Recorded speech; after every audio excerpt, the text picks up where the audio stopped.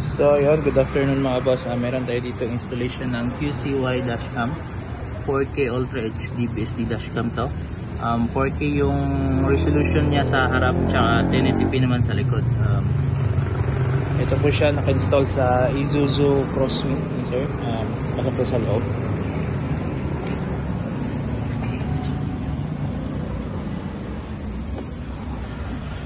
So ito po yung dashcam niya. Recording na po siya kasi may SD card. And then ito po yung rear niya na kuha.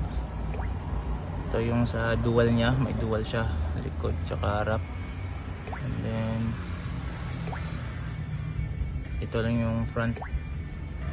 And dual ulit. Front, swipe lang para maano, just adjust, pwede ding adjust kung medyo mababa ito. So complete package na po siya. Meron dito yung oras tsaka yung date, tsaka kung dito po makikita yung mga files na na-save sa file management. Ito po siya yung mga na-save nya.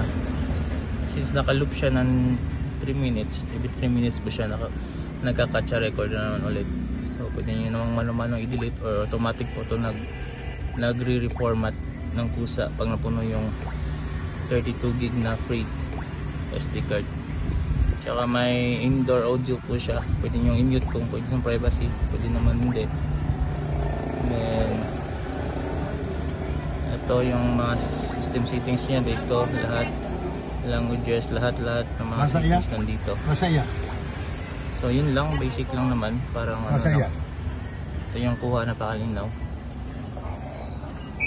So ayan, for more inquiries na lang, you just visit our shop na lang dito sa Shell Banalay Dao, in front of Shell Banalay Dao. Ito po yung name, Andres Autos Accessories.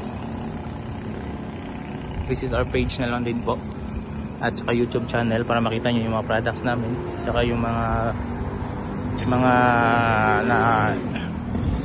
nagpalagay ng mga dashcam, tsaka yung mga lights. Ito po yung rear camera nya.